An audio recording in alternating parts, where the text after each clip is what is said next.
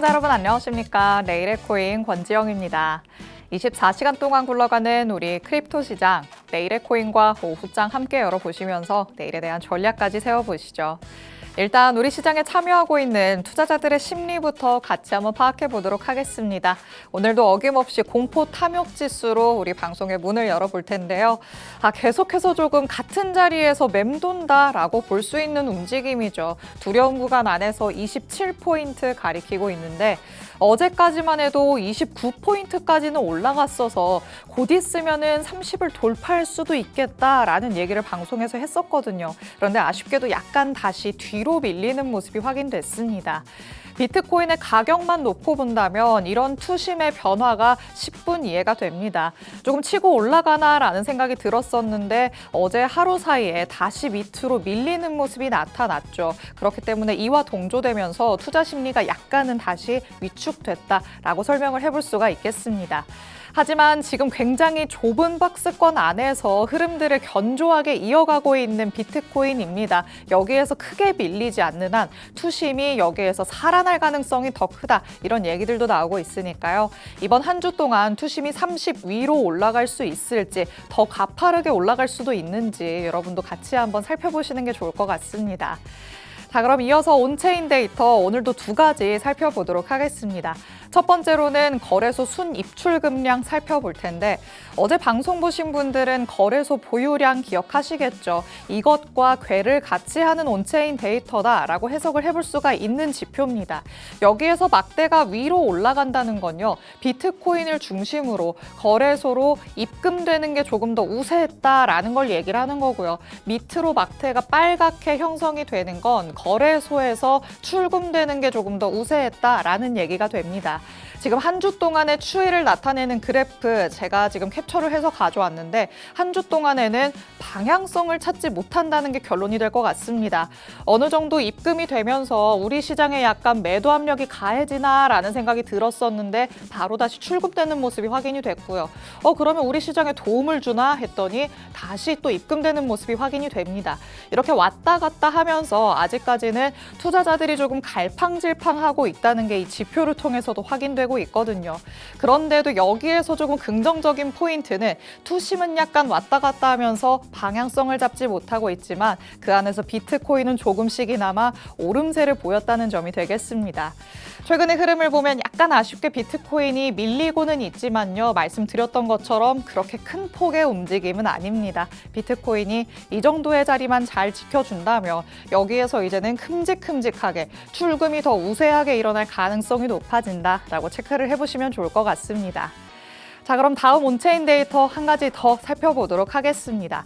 자, 두 번째로는 미결제 약정 살펴볼 텐데 이거는 파생 상품 시장 내에서 투자자들이 어느 정도의 활기를 띠고 있느냐 이걸 보여주는 지표입니다.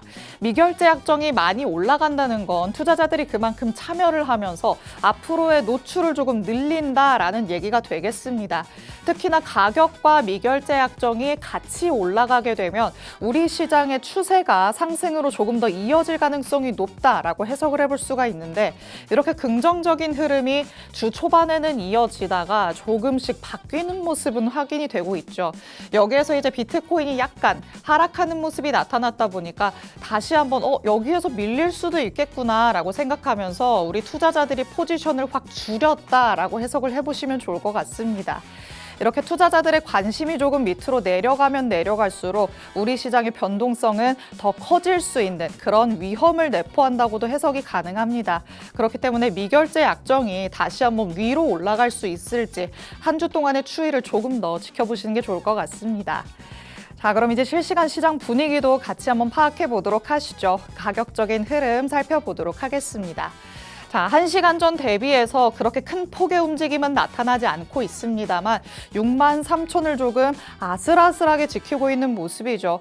그래도 어제까지만 해도 64,000을 잘 지킨다라는 생각 들었었는데 한 차례 밑으로 내려왔고 여기에서 이제 63,000마저 깨진다면 그 밑으로 더 눌릴 가능성은 있습니다. 하지만 오늘의 코인 보신 분들은 아시겠지만 밑으로 조금 눌렸다가 결국에는 한 주 후에는 상승할 가능성이 조금 더 높다. 전문가님이 이렇게도 얘기를 하셨으니까 참고를 해보시면 좋을 것 같고요. 그리고 이더리움도 1759달러까지 어느새 내려와 있는 상황, XRP도 마찬가지로 1.1달러 선에서의 움직임 지켜주고는 있지만 그 힘이 조금 약하기는 합니다. 솔라나도 지금 80달러가 약간 깨져 있는 모습이죠. 잠깐 눌렸다가 다시 바로 회복을 해줄 수 있을지 솔라나의 관점에서도 살펴보시면 좋을 것 같습니다. 자, 이렇게 실시간 시장 분위기까지 확인해 봤습니다. 일단 코인들이 제자리를 어느 정도 지켜주는 모습이기는 하지만 그 안에서 약간씩 힘이 빠지는 모습이죠. 여기에서의 전략을 잘 세워봐야 될 것 같은데요. 전문가님과 조금 거시적으로 내다보는 시각들 가져가면서 앞으로의 전망 체크해 보도록 하겠습니다. 그럼 잠시 후에 전문가님과 돌아오겠습니다. 내일의 코인 본격적으로 출발합니다.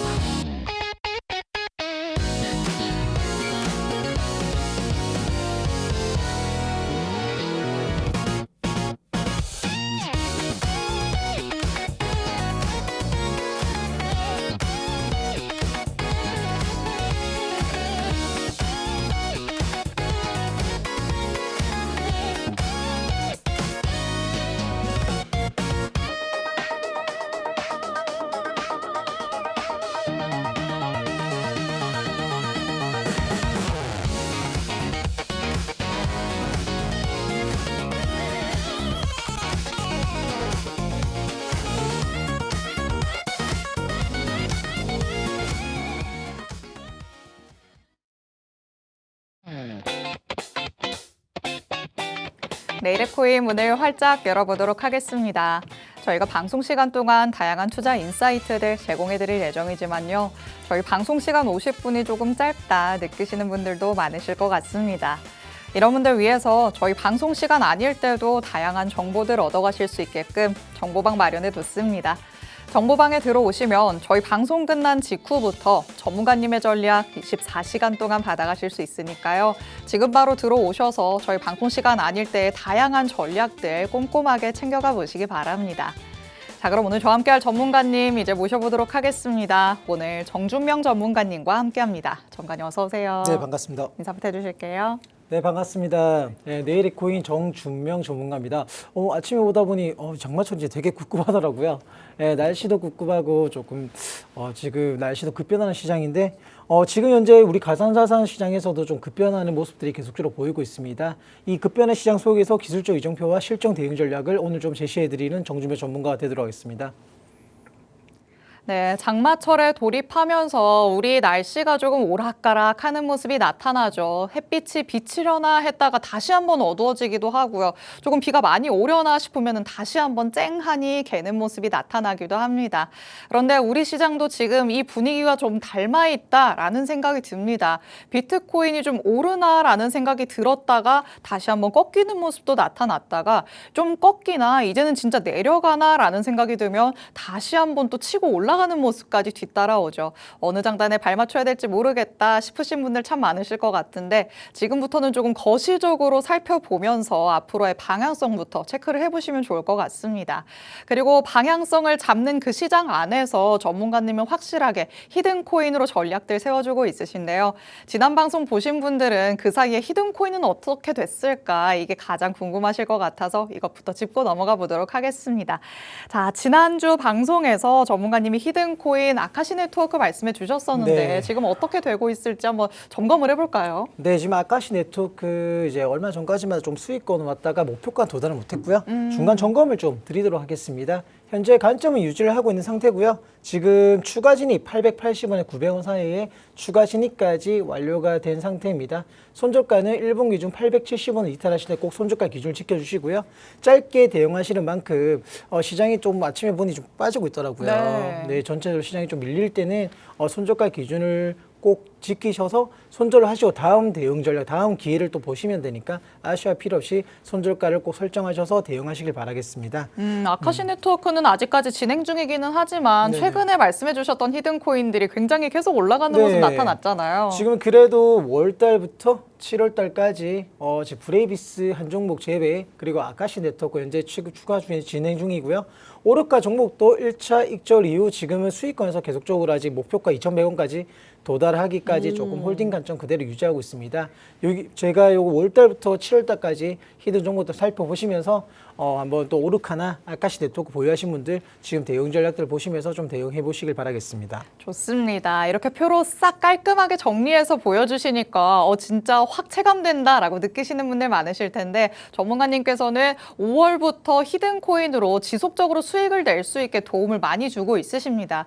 방송에서 정확한 전략까지 제시를 해주시고 있지만 시장 상황에 따라서 전략이 달라질 수도 있는 법이죠. 이렇게 달라지는 전략에 대해서는 정보방 안에서 실시간으로 체크를 해드리고 있으니까요. 방송 말미에 공개되는 오늘의 히든 코인에도 집중을 해보시고 이에 대한 대응 전략들은 정보방 안에서 체크를 해보시면 좋을 것 같습니다.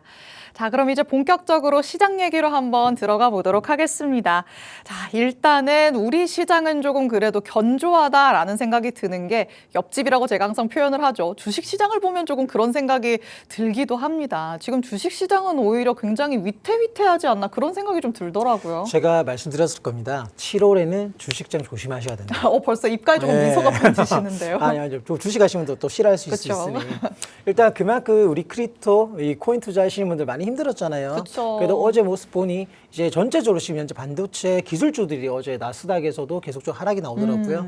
이거는 뭐 기술적으로 이제 조정 구간이고요. 뭐 악재가 껴서 호재가 껴서 이제 우리가 항상 좀 착각들 하시는 건데 있으신 게 있는데 호재가 껴서 무조건 상승하지만 않고 네. 악재가 껴도 무조건 하락하지만 않습니다. 결국에는 이 기술주, 반도체, AI 이런 이 기술주 중심으로 지금 계속적으로 상승해 나왔지 않습니까? 그러면 건강한 조정도 당연히 필요한 부분입니다. 우리가 사람이 마라톤을 할 때도 계속 뛰지만 쉬어갈 때가 있지 않습니까? 그쵸. 그런 것처럼 더 멀리 가기 위해서는 조정과 휴식이란 것도 필요한 부분이다. 지금 제가 주식시장 7월에 조심하셔라고 얘기했던 부분도 딱 그점 시기이기 때문에 제가 말씀드렸던 부분이고 지금 우리나라 국내 주식 증시 또한 지금 며칠째 좀 하락이 나오고 있는 상태예요. 네. 일단 뭐 코스피 같은 경우는 지금 현재 7,000선도 조금은 위협을 받고 있다라고 참고를 하시면 될 부분이고요. 지금 보는 것처럼 그래도 지금 나스닥이나 국내 증시에 비해서 우리 코인 시장은 그래도 견조하게 버티는 모습이 보이더라고요.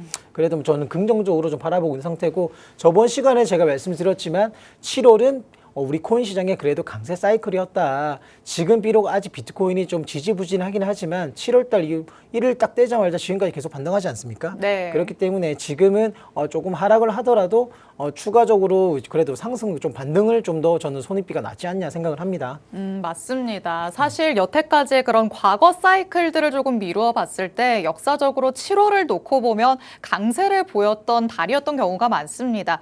이런 첫 번째 이유를 들 수도 있겠고요. 그리고 옆집으로 표현하는 주식시장을 살펴본다면 여태까지 너무나도 과열됐다라는 얘기가 나올 정도로 무섭게 치고 올라갔습니다. 그러면 7월 정도에는 조금 쉬어갈 수 있지 않을까라고 생각을 해볼 수가 있는 대목이죠. 이렇게 두 가지의 근거를 통해서 전문가님께서는 7월에는 그래도 우리 시장에 기회가 올 것으로 예상한다. 이런 얘기를 지속적으로 해오셨던 바가 있습니다.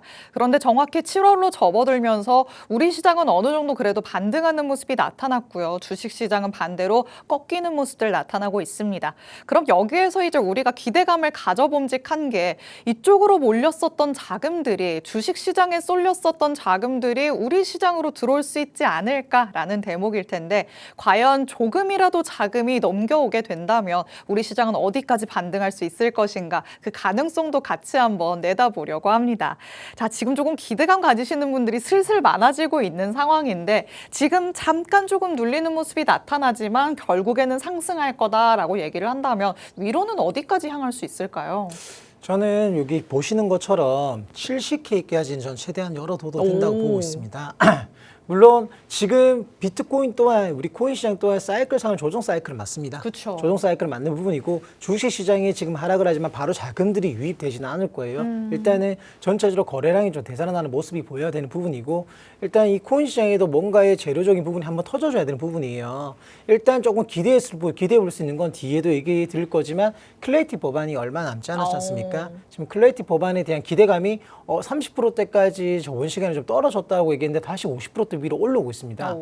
며칠 전에 이 트럼프 대통령의 포트폴리오 안에 아직 비트코인이 가지고 있다라는 내용으로 또 한 반등이 나왔던 부분이 있거든요. 네. 지금 시장은 계속적으로 하락과 반등을 반복하는 모습인데 이런 여러 가지 뭐 재료들에 흔들리는 모습은 가지지 마시고요. 지금 일단 차트상으로는 70K까지는 그래도 반등이 여전히 있는 부분이고 물론 지지 구간은 우리 현재 62K를 지지를 했을 때 이제 70K까지 구간까지는 충분히 반등할 수 있는 여력이 있다라고 판단할 수 있습니다. 먼저 우리 비트코인이 70K라는 고지를 가기 위해서 첫 번째 관문이 65K 돌파입니다.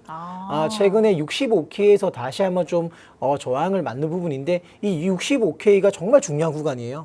그래요? 전쟁으로 따지면 정말 요충지인데 65K를 먼저 빨리 탈환을 해야 되는 부분이고 네. 만약 65K를 빠르게 탈환하지 못한다면 다시 아래 구간 중요한 우리가 마지막 지지 구간으로는 60.8K까지 좀 봐야 되는 부분입니다. 65K를 넘어서는 게 가장 중요하다라고 얘기를 해오시는데 지금 자료를 같이 보면서 한번 살펴보도록 하겠습니다. 그렇다면 결국에는 승부처가 65K가 될 것이고 네. 이 65K를 넘는다는 건 지금의 자리 한 62K는 잘 지켜준다는 전제 조건이 꼭 깔려야 되는 거겠죠. 네, 지금 현재 단기적인 지지 구간이 62.6K를 꼭 봐셔야 되는 부분이고 지금 지속적으로 어제 같은 경우도 64K를 좀 넘나드는 모습을 보이고 있지만 일단 거래량이 먼저 좀 살아나줘야 된다고 좀 판단을 하고 있거든요.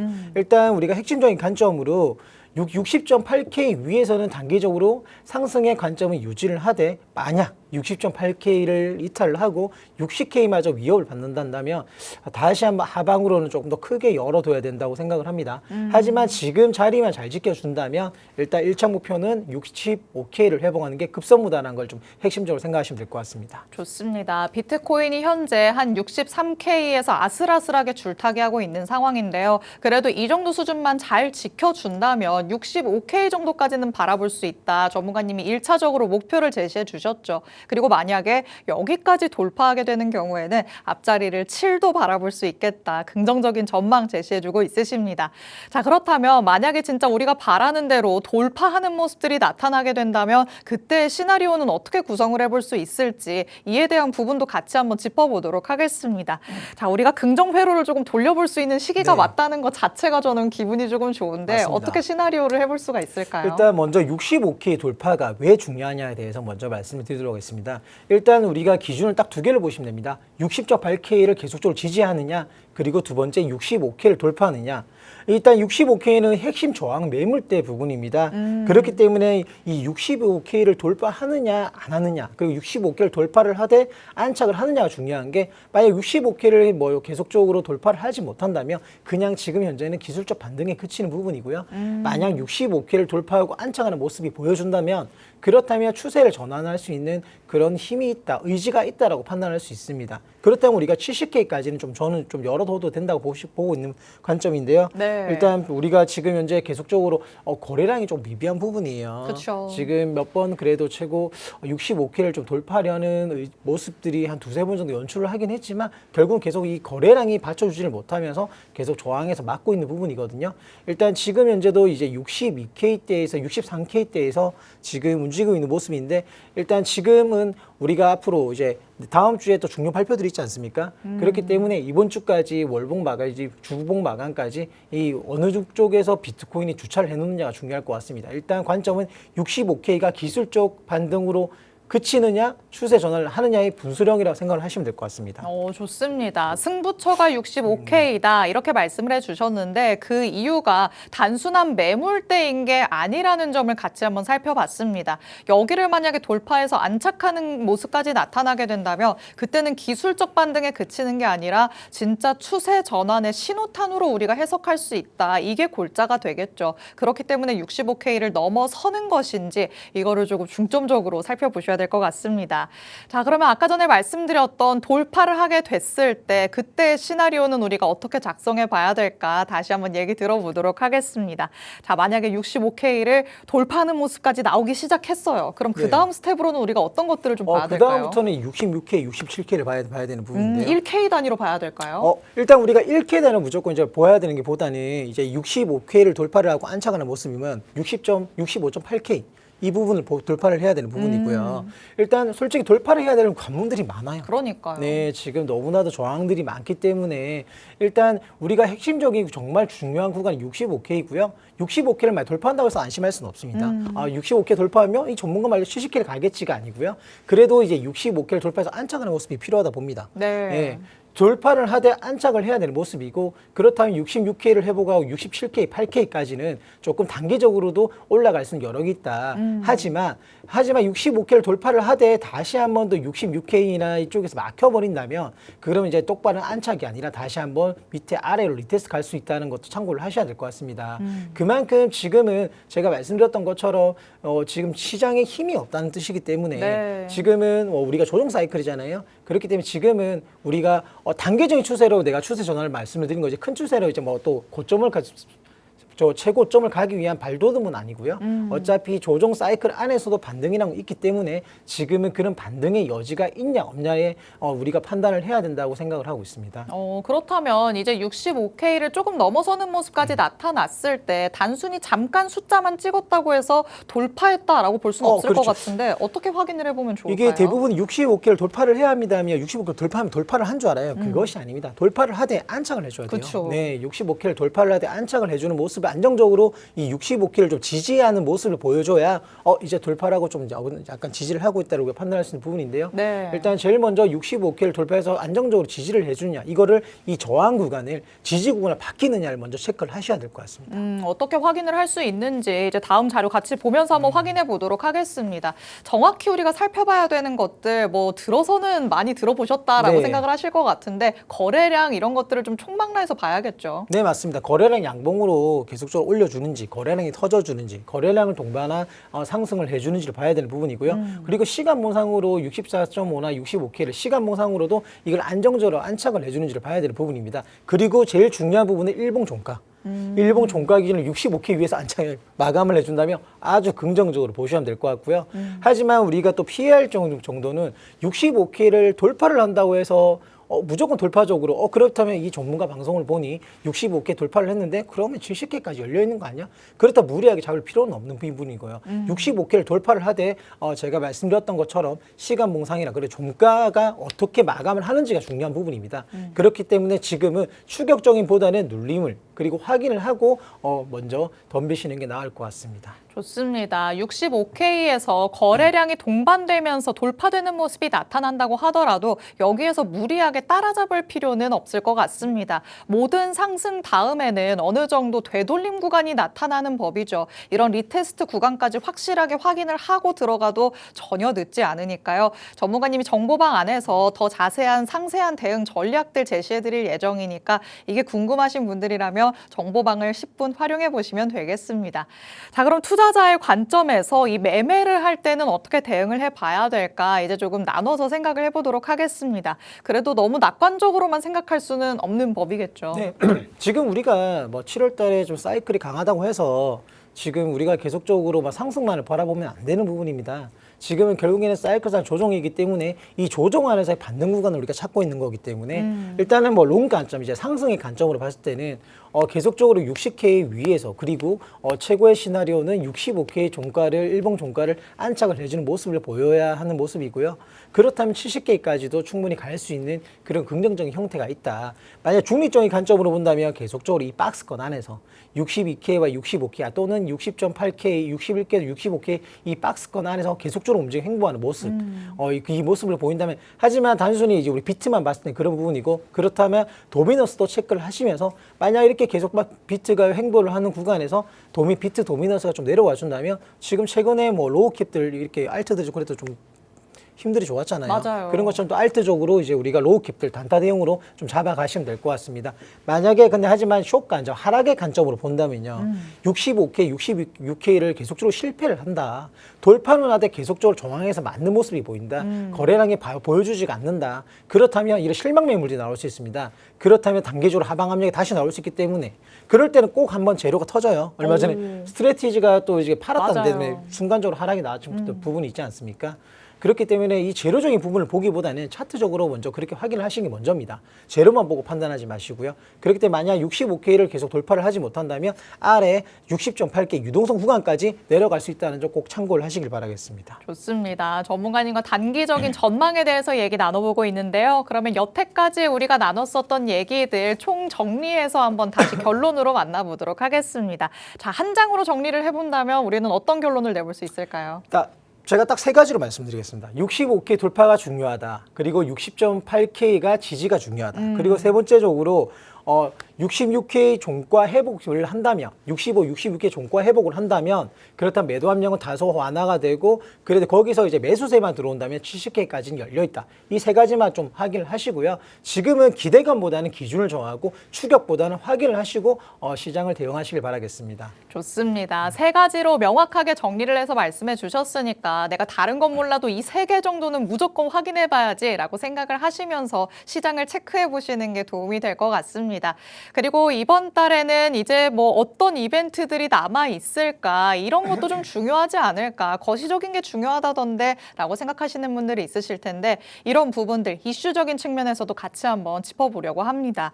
자, 일단 결국에 지금 가장 또 시장에 이목이 쏠리는 건 7월 중에 이 클래리티 법안이 과연 통과가 되느냐 마느냐 아직까지도 이 실낙 같은 희망의 끈을 놓지 않으시는 분들이 있잖아요. 어떻게 조금 바라볼 수 있을까요? 지금 일단 7월 그래도 강제사회께서 비트는 반등을 하고요. 여기서 이제 화를 한 번 더 이제 물을 부을 수 있는 거는 네. 이제 기름을 부을 수 있는 거는 클래리티 법안입니다. 그쵸. 예, 일단 클래리티 법안은 계속적으로 달라지고 있어요. 지금 최근에 뭐 30%대까지 기대감이 약해졌다가 다시 한번 또 이제 트럼프 대통령의 발언에 의해서 다시 한번 50%대가 올라오고 있는 형태입니다. 네. 그렇게 도 아직까지 앞을 알 수가 없다. 지금은 무조건 된다, 안 된다라기보다는 일단 계속적으로 우리가 시장을 체크해야 되는 부분이고요.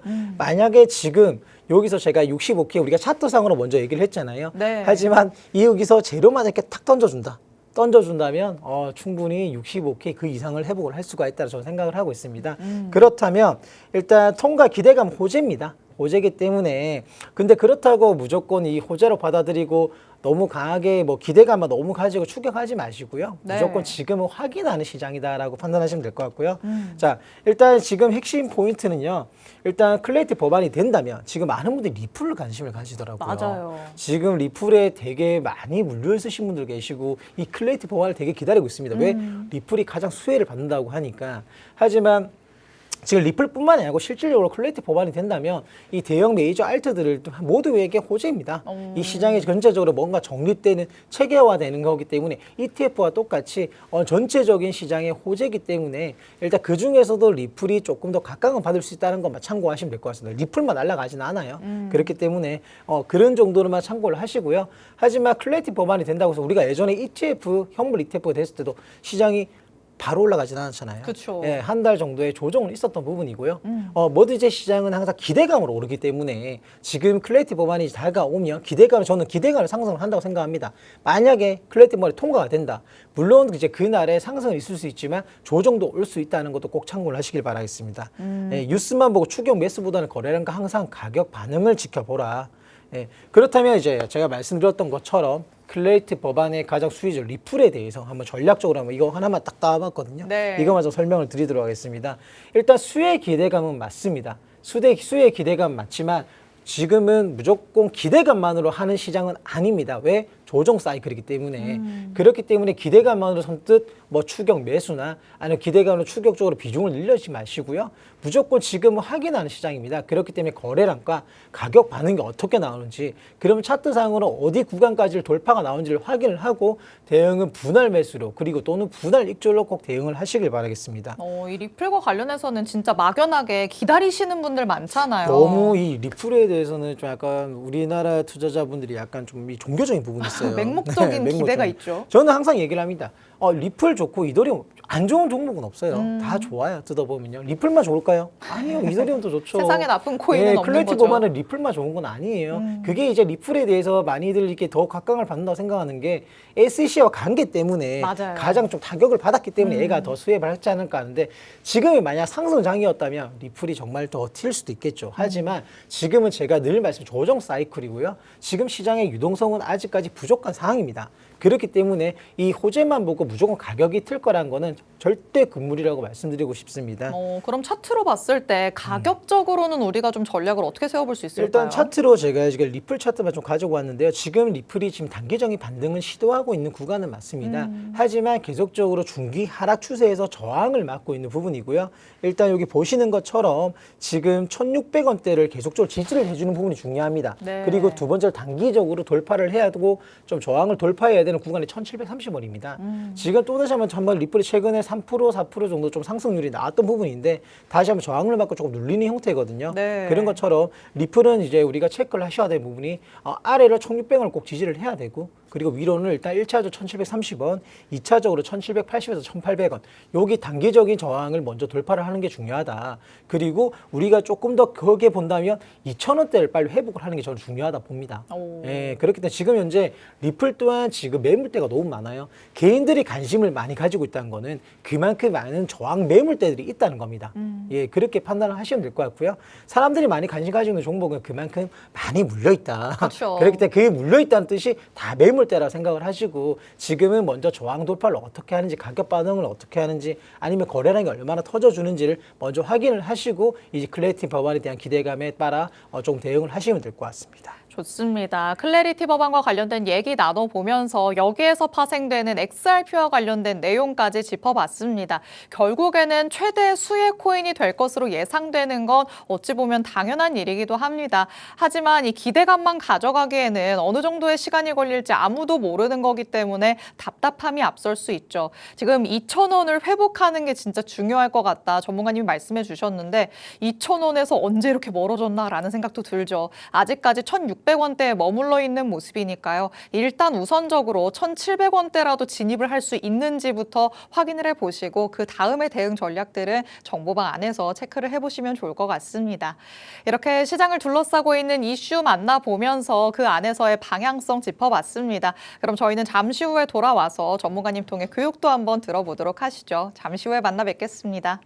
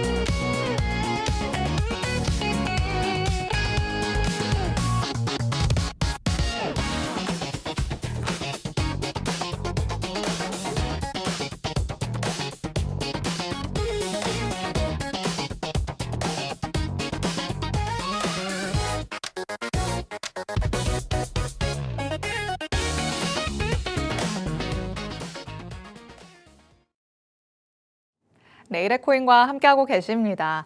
지금까지는 비트코인을 통해서만 앞으로의 시장의 방향성 체크를 해봤죠. 그런데 많은 분들이 더 관심을 갖는 건 알트단이 아닐까 싶은데요. 여태까지의 역사적인 사이클을 되돌아보면서 알트단에서는 어떻게 전략 세워볼 수 있을지 전문가님 통해 의견 들어보도록 하겠습니다. 자, 결국에 우리 투자자분들의 관심은 다 알트단으로 집중이 되어 있잖아요. 비트코인이 아무리 혼자 잘 간다고 하더라도 알트 쪽에서 반응이 없으면 우리한테는 별로 와닿지 않는데 맞습니다. 어떻게 전략을 세워보면 좋을까요?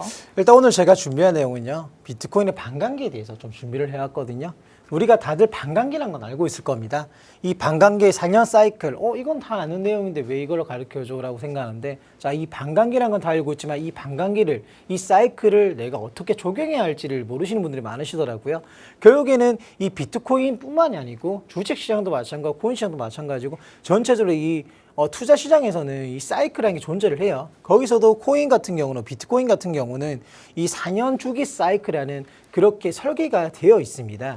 그렇기 때문에 우리가 반감기 때 상승장, 그리고 반감기가 끝나면 조정장, 이렇게 우리가 사이클을 상승, 조정, 하락, 횡보 이런 식으로 사이클을 나눌 수가 있는 부분인데, 그렇다면 우리가 이 사이클을 통해서 우리가 언제쯤 비트코인을 저점에 매수를 하고, 그리고 언제쯤 비트코인을 고점에 매도를 하고, 이런 걸 사이클을 통해서 우리가 잡아가야 되는 부분입니다. 자, 현재 알트코인 시장 먼저 분석을 좀 해보겠습니다.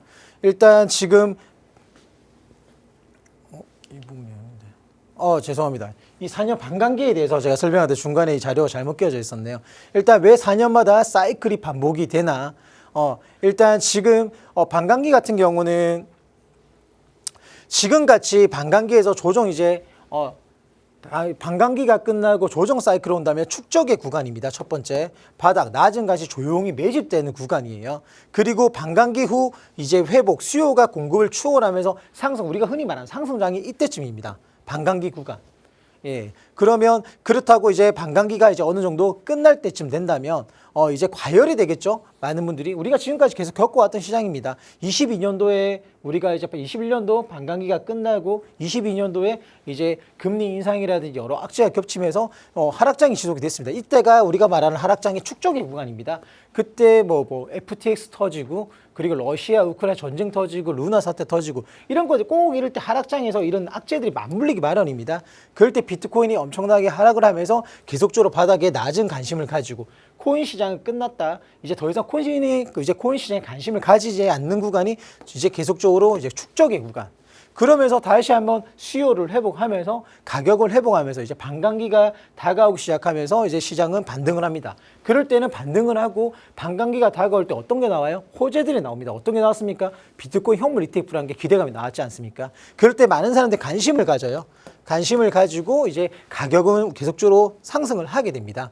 그러고 나서 이제 많은 사람들이 이제 반감기 ETF 이제 좋은 호재들 터지고 이더리움 ETF 터지고 이러면서 많은 사람들이 이제 전체적으로 코인 시장에 관심을 가지게 되면 과열이 되게 됩니다. 모든 대중들이 관심을 가지게 되고 비트코인은 상승 최고점을 찍게 되고 이 과열 구간이 언제다? 예, 작년 비트코인이 126K를 상승 최고의 고점을 찍었을 때입니다. 그러면 지금은 어디 구간이다? 반감기가 끝닌 조정 구간, 다시 바닥을 형성하고 다음 축적으로 가기 위한 그런 단계라고 지금 현재는 지금 현재 조정 구간에 왔다라고 생각하십니다. 이런 것처럼 이 비트코인은요 계속적으로 사이클로 이렇게 움직이게 됩니다. 전체적으로 우리가 크게 본다면, 우리가 큰 시장으로 크게 그림을 본다면 이제 이 코인 시장이 전체적으로 우상향을 하고 있지만 우리는 거기 안에 사이클에서, 작은 사이클에서 우리가 이런 네 가지의 시나리오대로 우리가 시장에 맞게 대응을 하셔야 되는 부분입니다. 비트코인의 사이클, 지금 그래프를 보는 것처럼 지금 우리 이제 비트코인이 2013년, 12년부터 그리고 지금 현재 구간까지 보시면 비트코인은 바닥에서 계속적으로 우상향을 하고 있습니다. 하지만 우리가 이렇게 크게 보질 않지 않습니까? 우리는 여기 안에서 움직이기 때문에 하락을 하면 비트코인 끝났다. 상승을 하면 계속적으로 상승할 것 같고 그렇게 많이 기준이 흔들리는데 전체적으로 우리가 큰 그림을 보고 가셔야 돼요. 지금 결국에 비트코인은 계속 우상향하고 있는 시점이고 지금 비록 하락은 하고 있지만 지금은 제가 말씀드렸던 것처럼 과열의 구간을 지나서 조정의 구간, 다시 한번 축적의 구간을 넘어가는 그런 사이클이라 보시고 지금은 준비해야 되는 구간이라고 마음을 잡고 대응을 하셔야 될 것 같습니다. 자, 지금은 사이클은 어디쯤인가? 제가 말씀드렸죠. 축적의 단계 2022년도죠. 이때가 축적의 단계. 그리고 상승의 단계. 이때가 2024에서 2025년입니다.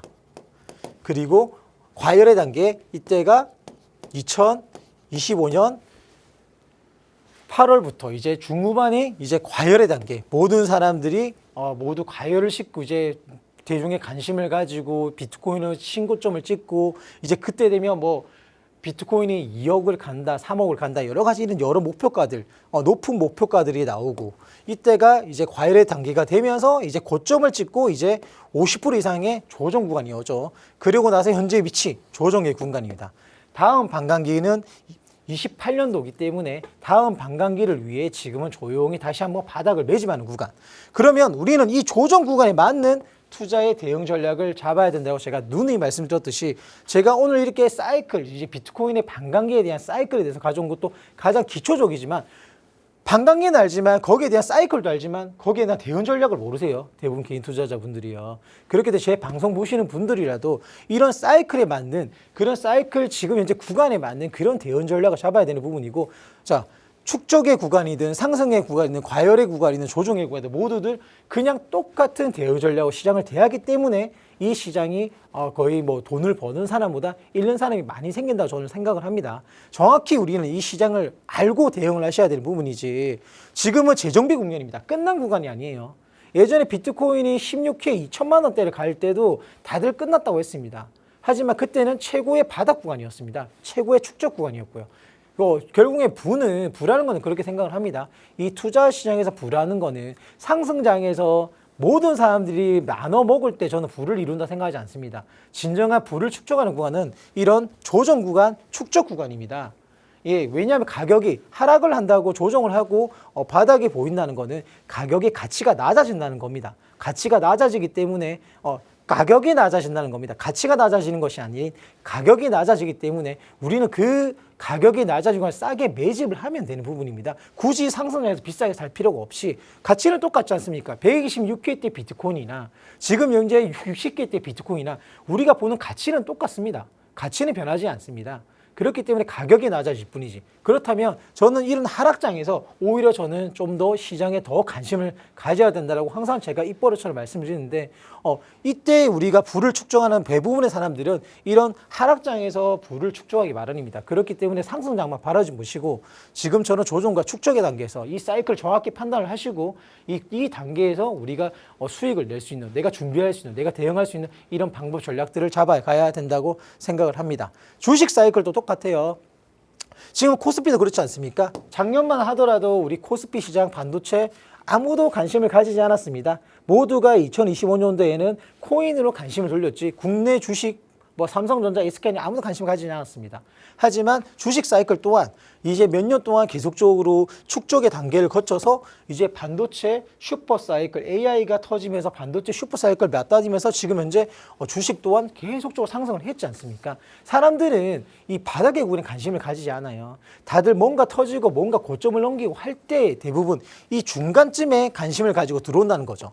그리고 이 나와야 되는 구간에서 더 관심을 가진다는 겁니다. 왜? 과열이 됐을 때는 어느 정도 나와야 되는 구간을 보셔야 되는데 이 과열 구간에서 더 공하게 투자를 한다는 거죠. 그렇기 때문에 항상 대부분 개인 투자들이 주식이든 코인을 손실을 보기 마련입니다. 이 주식 사이클도 똑같고 지금 주식 사이클이 지금 제가 말씀드렸던 것처럼 지금 계속적으로 반도체가 어느 정도 올랐으니 조정 사이클 나올 수밖에 없다라고 생각을 하면 됩니다. 마지막으로 사이클 투자의 원칙. 절대적인 법칙은 아닙니다. 이 큰 사이클은 큰 그림은 어느 정도 변하진 않지만 이 작은 안에서는 또 여러 가지 예전과 다르게 기관들이 관심을 가져서 ETF가 생기고 그리고 국가들도 관심을 가지고 그렇기 때문에 절대적인 법칙은 아니지만 큰 그림은 변하지 않는다. 큰 그림은 변하지 않는다. 그렇기 때문에 우리 이 사이클은 진화를 하기 때문에 우리도 그 사이클을 무조건적으로 쳐다보기보다는 이 사이클 안에서 어떻게 변하는지를 그 세세한 변화를 우린 시장을 계속적으로 관망을 하고 지켜봐야 되는 이유입니다. 그리고 절대 조급함은 금지입니다. 흔히 말하면 이걸 우리가 포모라고 하거든요. 포모는 이 투자에서 가장 큰 동물입니다. 동물. 독약 같은 거라 생각하시면 되세요. 과열에 사고 공포에 파는 시수. 아까 제가 말씀드렸던 것처럼 이 고점에 나와야 되는 구간에 사고 그리고 이 저점에 사야 되는 구간에 팔게 됩니다. 그렇기 때문에 이런 엇박자적인 스타일로 투자를 하지 마시고요. 절대 조급함 가지지 마세요. 지금 아니면 내일 돈을 벌면 되고 이번 달에 아니면 다음 달에 돈을 벌면 됩니다. 그리고 항상 분할로 대응을 하라. 제가 늘 말씀드린 전략, DC의 전략. 항상 분할로 매수를 전략을 잡으시고요. 익절도 분할로 매수 일정을 하셔서 안정적인 한 번에 100%의 큰 수익보다는 10%의 수익이라도 꾸준히 쌓아갈 수 있는 그런 대응 전략을 잡아가시기 바랍니다. 그리고 투자에서 제가 가장 중요시 여기는 건데요. 리스크 관리가 우선입니다. 우리는 수익을 먼저 보기보다는 리스크 관리만 한다면 저는 이 투자 시장에서 절대로 리스크 관리만 잘한다면 4%든 5%든 10%든 100%든 어차피 수익은 쌓아가기 마련입니다. 그렇기 때문에 몇 프로의 수익을 더 보겠다는 것보다는 첫 번째로 리스크를 먼저 항상 우선적으로 하시길 바라겠습니다. 그리고 지금 마지막으로 장기적인 관점으로 지금 어느 사이클의 어느 구간인지를 확별히 식별을 하시고 거기에 맞는 거기 계절에 맞는 우리가 계절에 맞게 옷을 입듯이 거기에 맞는 내 포트폴리오 전략 그리고 근간 있는 포트폴리오 전략을 꼭 잡아가셔서 계획을 세우시고 투자 시장에 임하시길 바라겠습니다.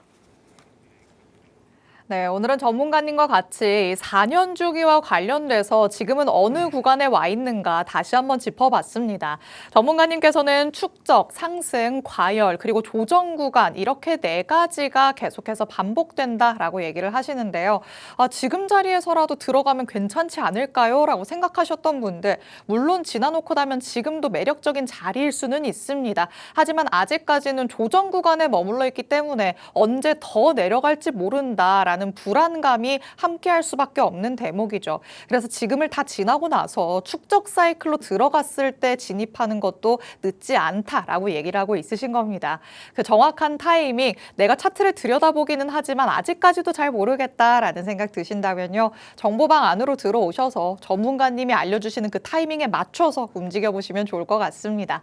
자, 그럼 지금이 조정 구간인데 그 안에서 어떻게 살아남을 하는 거냐 답답함을 호소하시는 분들 전문가님이 그래서 이 안에서 살아남을 수 있는 방법을 히든코인 통해 알려주고 있으시니까요. 오늘은 어떤 새로운 코인 가져오셨을지 같이 한번 확인해 보도록 하겠습니다.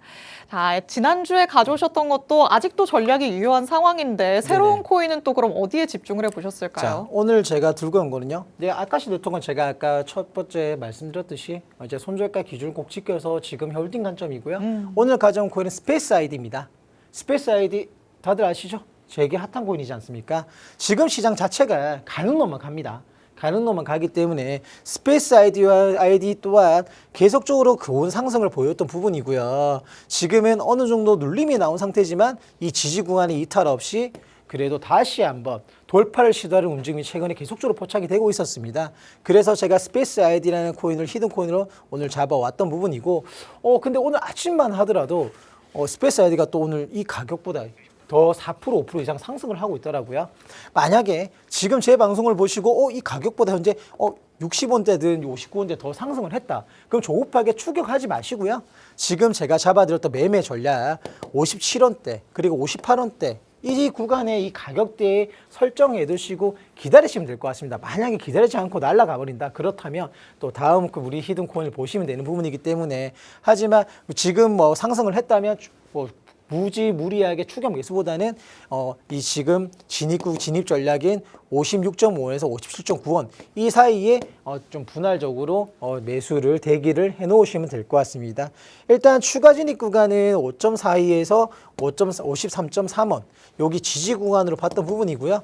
그리고 목표가는 1차적으로 64.5원 그리고 2차 목표가 69원에서 70원까지 최종 목표가는 욕심을 좀 부려서 안전하게 75원까지 제가 목표가까지 딱 설정해서 남겨드렸으니 제 자료 방송 보시고 좀 참고하셔서 좀 매매해 보시면 될 것 같습니다. 일단 제가 오늘 준비했던 내용은 히든 코인까지 다 준비를 했고요. 항상 말씀드리지만 좀 지금 현재는 이 사이클적으로 조정이기 때문에 지금은 좀 정확한 이 시장에 맞는 근간 있는 포트폴리오 전략을 세워서 안정적인 또 앞으로 미래를 위해 다음 반감기를 위한 그런 준비를 하셨으면 바람입니다. 예. 네, 마지막으로 전문가님의 히든 코인 스페이스 아이디 만나봤습니다. 지금은 전문가님의 전략보다 약간 우위에 지금 가격이 형성되어 있죠. 업비트 기준으로 59원 지나가고 있는데요. 무리해서 추격 매수하지 말고 타이밍 제대로 기다려보자라고 하시니까 자세한 대응 전략들은 정보방 안에서 체크해 가보시기 바랍니다. 아울러 본 방송에서 제공해드리는 정보는 투자 판단에 대한 조언일 뿐이라는 점 꼭 기억해 주시면 되겠습니다. 시청해주신 여러분 고맙습니다.